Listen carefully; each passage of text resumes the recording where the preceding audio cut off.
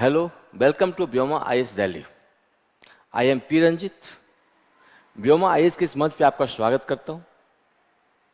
आशा है आप स्वस्थ होंगे और अपनी तैयारी ठीक से कर रहे होंगे. आज का हमारा वीडियो या आज का हमारा लेसन एक खास समय काल को लेकर 200 बीसी से 300 एडी. 200 बीसी से 300 एडी ये समय काल है जिसे मौर्योत्तर काल या पोस्ट मौर्य पीरियड कहा जाता है. ये भारतीय इतिहास का सामाजिक, आर्थिक, सांस्कृतिक का संस्कृति, सामाजिक आर्थिक दृष्टिकोण से ये एक भू चिन्ह है, एक काफी लैंडमार्क पीरियड है, काल है. इससे कई सारे सवाल आपके बनते हैं. तो 200 बीसी से 300 एडी के बीच का काल, इसकी चर्चा करेंगे और कुछ खास बातें बताने के साथ साथ इसकी विवेचना करेंगे आखिर आपके सवाल यहां से किस प्रकार से बनते हैं. तो ध्यान रखेंगे 200 इसे पोस्ट मौर्य या मौर्योत्तर काल की संज्ञा दी गई है. 200 बीसी के बाद मौर्योत्तर काल, 200 बीसी के बाद यानी मौर्य काल के पतन के बाद, अशोक के साम्राज्य के पतन के बाद और गुप्त काल से पहले, ये एक ऐसे संक्रमण का काल है. ये ध्यान रखेंगे, ये मौर्य के पतन के बाद एक विस्तृत साम्राज्य, अशोक के विस्तृत साम्राज्य के बाद का समय काल है. और दूसरा गुप्त काल, जिसे स्वर्ण काल की संज्ञा दी गई है बाद के दिनों में, उस गुप्त काल के बीच का काल को मौर्योत्तर काल या पोस्ट मौर्य पीरियड की संज्ञा दी गई है. तो सबसे इसमें क्या क्या इंटरेस्टिंग बात है, इसमें सबसे जब काल को डिटेल्स हम पढ़ेंगे तो यहाँ पर आपने देखा होगा कई सारे राजवंशों का शासन था. कुषाण काल हो, सातवाहन काल हो, इक्ष्वाकु वंश हो, शुंग वंश हो, कर्ण वंश हो या फिर शक हो, इंडो ग्रीक हो. पूरा भारत एक राजनीतिक विकेंद्रीकरण के युग में जी रहा था. यहाँ पर कोई एक ऐसी शक्ति नहीं थी, चाहे अशोक की तरह हो या चंद्रगुप्त मौर्य की तरह हो, कि जो पूरे भारत का राजनीतिक एकीकरण करके रखे हुए हो. ये राजनीतिक विशृंखलता का युग था. राजनीतिक एकीकरण यहाँ देखने को नहीं मिलते हैं. तो सबसे पहली बात आपने देखा कि मौर्योत्तर काल में बहुत सारे वंश भारत पर शासन कर रहे थे. उसको मैप में हम देखेंगे, मैप में विजुलाइज कर लेंगे. आप उत्तर पश्चिम में कुषाण वंश, नीचे पश्चिम भारत में आएंगे महाराष्ट्र के साइड में तो सातवाहन वंश, बिहार के तरफ मगध की तरफ जाएंगे तो शुंग और कर्ण वंश, इंडो ग्रीक वंश, पल्लव वंश, है ना. ऐसे बहुत सारे वंश इस वक्त शासन कर रहे थे. लेकिन इस राजनीतिक विशृंखलता के युग में भी ये काल पूरे भारतीय इतिहास में, हम इस काल की बात नहीं करें, पूरे भारत के इतिहास में आर्थिक दृष्टिकोण से सबसे गोल्डन एज माना जाता है. व्यापार वाणिज्य के दृष्टिकोण से, ट्रेड एंड कॉमर्स के दृष्टिकोण से पूरे हड़प्पा काल से लेकर आज तक, अगर आज वर्तमान काल को जोड़ लिया जाए तो पूरे भारत के युग में अगर आपसे एक सवाल पूछा जाए कि पूरे भारत के इतिहास काल में सबसे बेहतर वाणिज्य और व्यापार किस काल का था, चाहे वो अकबर का हो, अशोक का हो, गुप्त काल हो, आज का हो, अंग्रेजों का पीरियड हो, चाहे वो हड़प्पा काल हो, आपको बताना पड़ेगा ये एक ऐसा काल था जहां पे व्यापार वाणिज्य सबसे पीक पॉइंट पे था.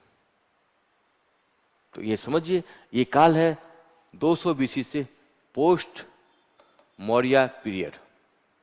ये मौर्योत्तर काल लिखा हुआ. तो पोस्ट मौर्य पीरियड के वक्त जो व्यापार वाणिज्य था वो अपने पीक पॉइंट पर था. तो आपका पहला सवाल यही बनता है कि इस राजनीतिक विखंडन के युग में, विकेंद्रीकरण के युग में, जहां पर कोई एक राजनीतिक और सैन्य शक्ति नहीं थी भारत में, उसके बावजूद, एक कंट्राडिक्टरी क्वेश्चन ये, इसके बावजूद भारत में इतनी विशाल, पूरे भारत के संदर्भ देखा जाए तो भारत में व्यापार वाणिज्य का इतना विकास आखिर कैसे संभव हुआ, इसके पीछे कौन सा फोर्स काम कर रहा था, इसके पीछे कौन सा आर्थिक फिलॉसफी काम कर रही थी. क्योंकि आमतौर पर इतिहास में ऐसा माना जाता है कि जब राजनीतिक एकीकरण का युग हो, जब राजनीतिक एकता कायम हो भारत में, पॉलिटिकल मैंडेकेसी काम हो, तब भी व्यापार और वाणिज्य का विकास होता है. आमतौर पर ऐसा माना जाता है एक शासन के हाथों में अगर शासक बेहतर है तो व्यापार वाणिज्य का विकास अपने आप होता चला जाता है. लेकिन यहाँ पे शासक तो कोई थे, कई सारे वंश का शासन था. अभी आपने देखा एक विखंडन का युग था, विकेंद्रीकरण का युग था. अलग अलग क्षेत्र में, अलग अलग काल में, अलग अलग क्षेत्र में अलग अलग शासकों का शासनकाल था यहाँ पर, चाहे कुषाण हो, सातवाहन हो, शुंग हो, कन हो, इंडो ग्रीक हो। सबकी अपनी अपनी आर्थिक पावर थे, सबकी अपनी अपनी अपनी अलग शक्तियाँ थी, सब में कोई मेल मिलाप भी नहीं था। सब आपस में एक राजनीतिक प्रतिद्वंदिता के में प्रतिद्वंदिता थी उनके अंदर, कंपटीशन था उनके अंदर। इसके बावजूद आखिर व्यापार वाणिज्य में इतनी तरक्की हुई तो कैसे हुई? जब आप आर्य शर्मा के एनसीईआरटी को पढ़ेंगे तो पहला सेंटेंस उन्होंने यहीं से शुरुआत किया है कि इस राजनीतिक विसंगतता के युग में भी व्यापार वाणिज्य के अथाह प्रवाह ने, व्यापार वाणिज्य की उत्कर्ष ने सबको चौंका दिया। एक सवाल आपका यहां से बनेगा। और दूसरा सवाल, इसकी चर्चा हम करेंगे। दूसरा सवाल, आखिर व्यापार वाणिज्य के विकास में आखिर कौन सा फोर्स काम कर रहा था, कौन सी टेक्निक काम कर रही थी, और आखिर इस व्यापार वाणिज्य ने सांस्कृतिक रूप से भारत को कैसे भारत विश्व के अग्रणी राष्ट्रों में शामिल करा दिया, ये भी ध्यान रखेंगे।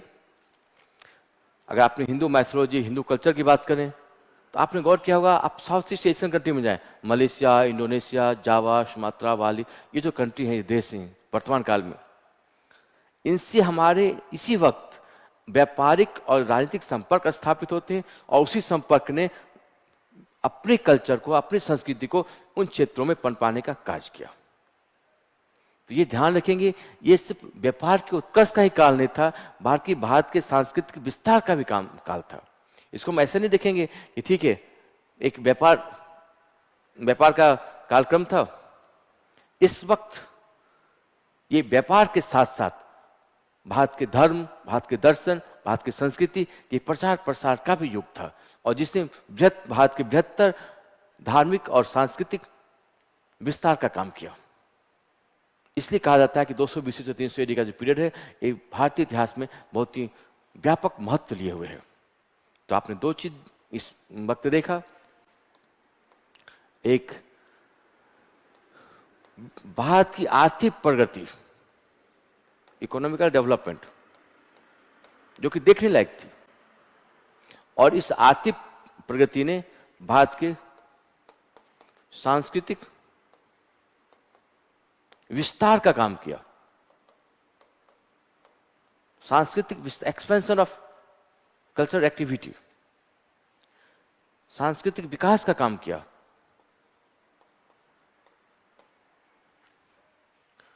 और तीसरा पॉइंट आप देख सकते हैं, धर्म और दर्शन। धर्म और दर्शन का भी विकास और विस्तार होता है। तो दूसरे देशों में अपनी संस्कृति, अपने धर्म, अपने दर्शन का जाना, वहां विस्तार करना, वहां उसकी संस्कृतियों का सांस्कृतिकरण करना, अपनी संस्कृति का विकास विस्तार करना, इस काल की सबसे बड़ी विशेषता है। आर्थिक प्रगति तो है ही, तो इस काल को उसी संदर्भ में आप देखेंगे। तो जब भी आप 200 BC से 300, मैं ये बात कर रहा हूं मौर्य काल के पतन की बात, यानी अशोक के साम्राज्य के पतन की बात, और गुप्त काल से पहले का जो समय है, इसे पोस्ट मौर्यन पीरियड कहा जाता है। उस काल में भारत ने आर्थिक डेवलपमेंट इतना ज्यादा किया कि विश्व की, जैसे अभी आप समझिए मान अमेरिका है, तो जैसे अमेरिका विश्व का सिरमौर राष्ट्र है आज के डेट में, उसी तरह भारत उस वक्त विश्व के सिरमौर राष्ट्रों में शामिल था। सारी आर्थिक जो रिलेशन थे भारत के द्वारा डिसाइड किए जा रहे थे। पूरे भारत विश्व के आर्थिक गतिविधियों का केंद्र बिंदु बना हुआ था। तो आर्थिक गतिविधियों ने ही सांस्कृतिक गतिविधियों का भी विकास और विस्तार किया। जो हिंदू कल्चर, हिंदू मैथोलॉजी, बौद्ध कल्चर, बौद्ध मैथोलॉजी का प्रचार प्रसार आप चाइना, तिब्बत, अब हिंदू कल्चर का जावा, सुमात्रा, इंडोनेशिया में देखते हैं, वो संपर्क, वो विस्तार इसी समय देखने को मिलते हैं, बनने प्रारंभ हुए थे। इसलिए इस काल को अच्छे से पढ़ेंगे। हालांकि इस काल में कोई एक ऐसे शासक तो आपको कनिष्क के अलावा नहीं मिलेंगे, लेकिन बिना शासक के सहयोग के भी ये संभव था और संभव हुआ। तो सबसे पहले पढ़ेंगे कि आखिर आर्थिक प्रगति, इस काल में आर्थिक प्रगति क्यों हो, कैसे वो देखने को मिलती है। हम इसको समझ लेते हैं पहले एक बार। आप जब भी घर में खाना बनाते होंगे तो आप काली मिर्च का प्रयोग जरूर करते होंगे। गोल मिर्च, काली मिर्च, जिससे खाना आपके काफ़ी टेस्टी बनते हैं। तो पूरे विश्व में काली मिर्च ने कैसे भारत की तरफ खेल कर दिया, इस कहानी को समझने का प्रयास करेंगे कि काली मिर्च ने क्या खेल कर दिया। अभी बंगाल का चुनाव हो रहा, आप इंटरेस्टिंग बात एक बताता हूँ कि बंगाल के चुनाव में या बंगाल प्रदेश से बहुत दिनों से कांग्रेस पार्टी सत्ता से बेदखल है। पहले अभी ममता बनर्जी का शासन, पहले कम्युनिस्ट ज्योति बसु की शासन व्यवस्था थी वहाँ पे। तो बहुत दिनों से कांग्रेस पार्टी वहाँ से सत्ता से दूर है। इसी छोटी सी वजह है, और भी बहुत सारी वजह होगी, लेकिन छोटी सी वजह बता दूँ मैं आपको। बंगाली रसगुल्ला, एक बार चुनाव हो रहा था कांग्रेस के 60 के दशक में। वहाँ के जो चीफ मिनिस्टर, बंगाल के चीफ मिनिस्टर जो कांग्रेस पार्टी के हुआ करते थे, उन्होंने बंगाली रसगुल्ला पर बैन कर दिया था कि बंगाली रसगुल्ला बनना बंद कर दिया था, बनाना बंद कर दिया था, बैन कर दिया था। कोई बंगाली रसगुल्ला नहीं खाएगा। बंगाली रसगुल्ला से बंगालियों को इतना चाव था, इतना मतलब उनकी लाल वो थी, बंगाली रसगुल्ला कितना पसंद किया करते थे, जिसकी वजह से इस रसगुल्ले की बंद करने की वजह से अंततः कांग्रेस पार्टी चुनाव हार गई। चुनाव का मेन मुद्दा यही रहा, और कांग्रेस पार्टी उस चुनाव में हार गई, और उस वक्त से जो सत्ता से बेदखल हुई, तो आज से देखिए बेदखल ही। इसलिए कभी कभी छोटी छोटी घटना भी काफी इंपॉर्टेंट हो जाया करती है।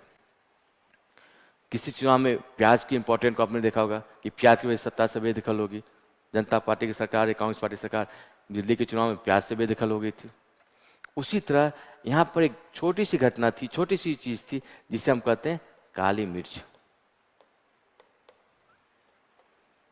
गोल मिर्च। अगर काली मिर्च आपने नहीं देखा होगा तो गोल मिर्च आप खाने में जरूर पसंद करते होंगे, देखते होंगे। इसी गोल मिर्च ने, जिसे संस्कृत में यवन प्रिय कहा जाता है, ये भी ध्यान रखेंगे। संस्कृत में ये पूछा गया था सवाल, यवन प्रिय किसे कहा गया है। आपके प्रिय में सवाल पूछा जाएगा, यवन प्रिय किसे यवन प्रिय किसे कहा जाता है, आप काली मिर्च और गोल मिर्च को ही बताएंगे, यवनों को प्रिय भोजन। खैर, इसको ऐसे समझ लेते हैं। भारत का रोम के साथ आप विजुलाइज करके मान लीजिए, रोम मान लीजिए, एक बार के समझ लीजिए, रोम के लोगों को, रोम के निवासी को, ये घटना मैं बता रहा हूं 300 बीसी के आसपास, मतलब 300-400 बीसी, यानी आप समझिए मौर्य काल के पतन 200 बीसी के आसपास, मौर्य काल के पतन के बाद ये घटना मैं बता रहा हूं, ये ध्यान रखेंगे, 200 बीसी के आसपास रोम के निवासी को भारतीय गोल मिर्च या काली मिर्च काफी पसंद आ गया। ये छोटी सी घटना थी, लेकिन समझिए कैसे इतिहास बदल दिया उसने। तो रोम के निवासियों को भारतीय गोल मिर्च या काली मिर्च काफी पसंद आ गया। अब रोम के निवासी या रोम के व्यापारी भारत आते थे गोल मिर्च खरीदने के लिए, और यहां से वो गोल मिर्च खरीदते थे और रोम में बेचते थे, और रोम में बहुत महंगी कीमत पर एक गोल मिर्च बिका करता था। तो इस गोल मिर्च के साथ साथ और भी बहुत से मसाले बाद में जुड़ते चले गए, जितनी काली मिर्च हो, तेज पत्ता वगैरह बहुत से मसाले होते हैं। गोल मिर्च मेन था, गोल मिर्च था, इस पर बहुत सारे मसाले जुड़ते चले गए। तो गोल मिर्च और मसाले, गोल मिर्च और मसाले के लिए रोम के व्यापारी भारत आया करते थे, और ये भारत में खरीदकर रोम के अपने निवासी को महंगी कीमत पर, ऊंची कीमत पर बेच दिया करते थे। धीरे धीरे ये उत्तर भारत से होते होते ये दक्षिण भारत में आ गया। अब दक्षिण भारत में जो भारतीय व्यापारी थे, वो दक्षिण भारत में इन मसालों की खेती ही क्या करते थे, क्योंकि उन्हें रोम भेजना था। इसलिए आज भी आप गौर करेंगे कि दक्षिण भारत में मसाले की खेती होती है। तो दक्षिण भारत में वस्तुतः मसाले की खेती इसलिए होती थी क्योंकि उन्हें रोम, इन मसालों को रोम भेजना होता था, गोल मिर्च को रोम भेजना होता था। और बात की स्थिति में ऐसी आ गई कि रोम व्यापारी, रोम के निवासी गोल मिर्च के लिए कुछ भी दे दिया करते थे, और बहुमूल्य धातु दे दिया करते थे। तो बाद के दिनों में क्या हुआ कि रोम के निवासी, रोम के व्यापारी गोल्ड, सिल्वर, माने बहुमूल्य धातु इस मसाले के बदले दिया करते थे। आप समझिए, हम सोना चांदी ले रहे हैं और गोल मिर्च मसाले दे रहे थे उनको। इसलिए बात में सुना होगा कि भात का स्वाद सुना भात में आ गया था, विष का स्वाद सुना भात में आ गया था, और भात को खैर। तो रोम के व्यापारी जो काले मिर्च और गोल मिर्च से व्यापार प्रारंभ हुआ था, मसाले से व्यापार प्रारंभ हुआ था। हम मसाले दे देगा, हम होशियार व्यक्ति थे, मसाले देते थे, उनसे बहुमूल्य धातु सोना चांदी प्लेटिनम जो भी बहुमूल्य धातु उस जमाने होती थी हम ले लिया करते थे। ये भी ध्यान रखेंगे तब विश्व बहुत बड़ा नहीं था। आप रोम से प्रारंभ कीजिए, इधर से ग्रीक, अफगानिस्तान, पाकिस्तान, इंडिया, जावा, सुमात्रा, अमेरिका की खोज तब हुई नहीं थी। इतना बड़ा विश्व हुआ करता था, और उसमें रोम के साथ हमारा व्यापार मसालों को लेकर काफी आगे बढ़ चुका था।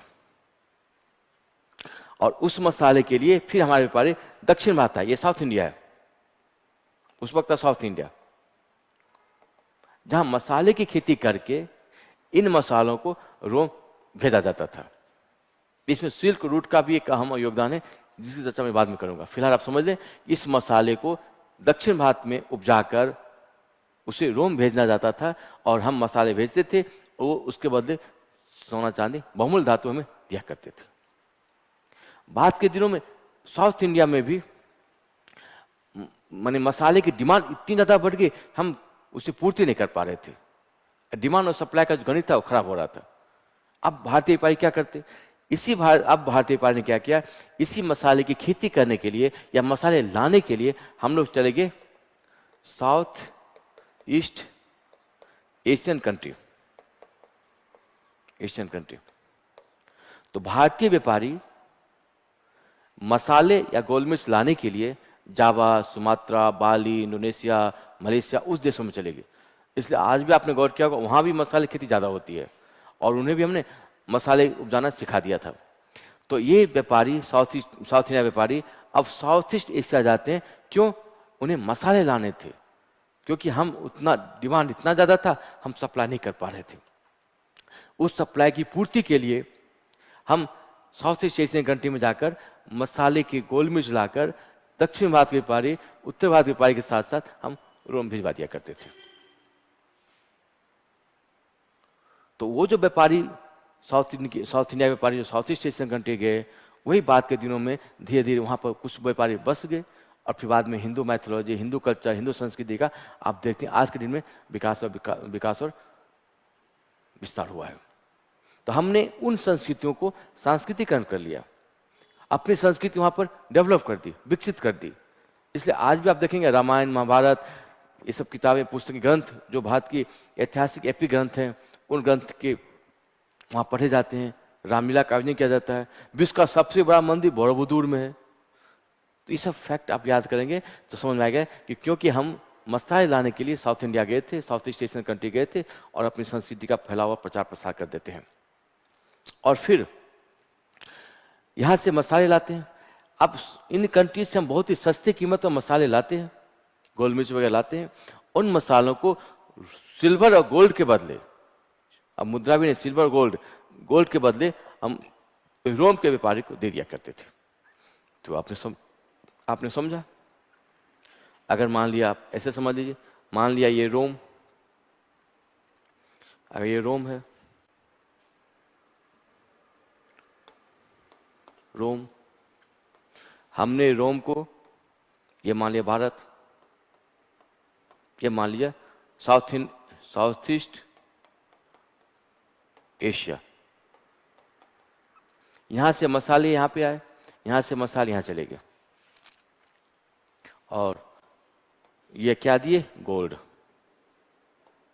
या और भी कोई बहुमूल्य धातु हमने क्या दिए इन्हें? बहुत ही कम कीमत पर हमने इनसे मसाले मंगवा लिए। तो पूरे विश्व में आप सोचिए, पूरे विश्व में फायदे में कौन रह रहा था? भारत। और इधर का रोम का या पश्चिम एशिया का सारा सोना भारत आ रहा था। वो भी 1-2 साल में नहीं। ये घटना, ये जो मैं कहानी बता रहा हूं आपको, ये जो कंसेप्ट है, ये करीब 500 साल तक चलता रहा। आप सोचिए, मसाले की इतनी हाई डिमांड, काले मिर्च की इतनी डिमांड, खाने के इतने शौकीन रोम वाले कि उन्होंने पूरा का पूरा सोना भारत को दे दिया। आप जहन में एक सवाल आता होगा कि आखिर भारत में इतनी गोल्ड कहाँ से आ गए? भारत में गोल्ड आने की वजह थी ये रोम का व्यापार।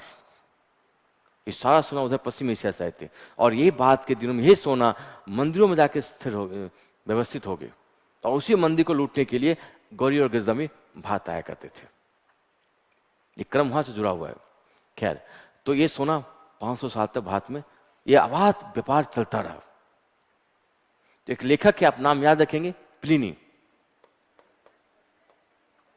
रोम के लेखक हैं, याद रखेंगे। यहाँ के लेखक हैं, ग्रीक के लेखक हैं प्लिनी। तो ये बहुत ही मशहूर इतिहासकार भी थे। उनका ये कहना था कि रोम बर्बाद हो रहा है। जब 200, 300, 400, 500 तक सोना, बहुमूल्य धातु हमारे भारत की तरफ जा रहे थे, तब उनको बुद्धि आई, समझ में आया, और फिर लगा कि नहीं, हम तो बर्बाद हो रहे हैं। फिर उन्होंने आंसू व्यक्त किया था, इस सेंटेंस को याद रखेंगे, उन्होंने आंसू व्यक्त किया था कि भारत रोम का सारा सोना लेके जा रहा है, और इस व्यापार को बंद करने का प्रयास किया, उन्होंने करवाया था, और व्यापार बंद भी हो गया था। लेकिन उसके बाद भी चोरी छुपी, स्मगलिंग, तस्करी के माध्यम से भी रोम के व्यापारी भारत आकर इस मसाले को ले जाया करते थे। तो कहीं न कहीं आपने देखा कि हमारा जो सोना था वो मसाले, काली मिर्च के लिए, सिर्फ काली मिर्च की कहानी है, काली मिर्च और बात के और भी मसाले जुड़ते चले गए। इस काली मिर्च को लेकर हम रोम वाले कितने सेंसिटिव थे, उन्होंने 500 साल तक इस व्यापार को निर्बाध रूप से चलाया। और उधर का पश्चिम एशिया का सारा सोना बहुतायत मात्रा में व्यापार पक्ष जो था, हमारे पक्ष में था व्यापार, हम फायदा उठा रहे थे, और वही सोना भारत आ रहा था। इससे हमारे दो पहलू साबित होते हैं, दो चीज साबित होती है। पहला, हम व्यापार पक्ष, रोम के साथ व्यापार पक्ष हमारा भारत के पक्ष में था, और इधर जो हम जाए इधर भी पक्ष भारत व्यापार हमारे पक्ष में था। तो कहीं न कहीं भारत रोम से फायदा उठा रहा था और साउथ ईस्ट एशियन कंट्री से फायदा उठा रहा था, और कहीं न कहीं भारत रोम के साथ भी और साउथ ईस्ट एशियन कंट्री के साथ भी सांस्कृतिक संपर्क विकसित कर रहा था। तो व्यापार के साथ साथ सांस्कृतिकरण या सांस्कृतिक विकास, सांस्कृतिक विस्तार भी इस काले मिर्च और रोम के व्यापार के साथ हमारा चल रहा था, जिसे बाद में बंद कर दिया गया था। 500 साल के बाद 300 एडी आते व्यापार का ह्रास हो जाता है, और फिर धीरे धीरे ये व्यापार धीरे धीरे समाप्त हो जाता है। तो ये था रोम के साथ भारत के व्यापार की कहानी। इसी की पैरेलल एक और कहानी चल रही थी। पैरेलल उसी वक्त चीन के साथ हमारा व्यापार, हमारा मिस्र के साथ मलमल का व्यापार, जिसमें हम मलमल, हमारे बंगाल के क्षेत्र में मलमल पाया जाता था।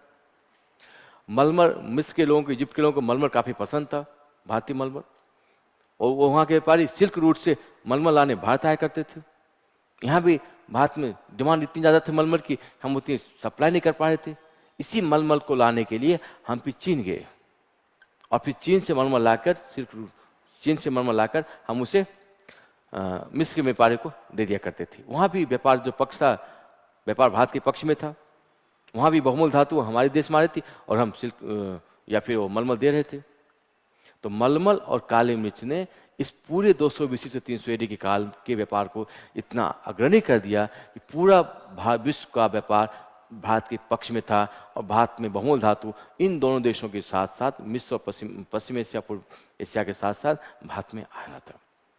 तो मिस्र के व्यापार को और मलमल के व्यापार को हम अगले वीडियो में समझने का प्रयास करेंगे, और फिर समझने का प्रयास करेंगे इस व्यापार ने भारत की सांस्कृतिक, कला और संस्कृति पर किस प्रकार से प्रभाव डाला। इसके साथ साथ यहाँ पर दो मार्ग थे, उत्तरा पथ और दक्षिणा पथ और सिल्क रूट। इसको ठीक से समझेंगे। इसी सिल्क रूट पे आज भी विवाद है कि चाइना, पाकिस्तान और ईरान के साथ जो सिल्क रूट है विवाद है, वो आज भी आपने देखा होगा। रेशम मार्ग सिल्क रूट को लेकर चाइना काफ़ी एम्बिशियस रहता है, उसकी महत्वाकांक्षी परियोजना है, और भारत को ये खटकता रहता है। खैर, तो सिल्क रूट को भी समझने का प्रयास करेंगे, उत्तरा पथ और दक्षिणा पथ को भी समझने का प्रयास करेंगे, और इसी व्यापार ने भारत को अग्रणी राष्ट्रों में शामिल तो क्या ही किया, इसके साथ साथ और कला संस्कृति पे आपने देखा होगा गंधार कला का विकास, मथुरा कला का विकास, उधर हिंदू साउथ इंडिया में बहुत सारे मंदिरों का निर्माण होता है इसी समय, और ये कैसे सोना कहाँ कहाँ पर एडजस्ट किया गया, ये जो बहुमूल्य धातु आई किन राज्यों में गया, कहाँ कहाँ पर एडजस्ट किया गया, इस पूरी गणित को समझने का प्रयास करेंगे अगले वीडियो में। तब तक ले थैंक यू।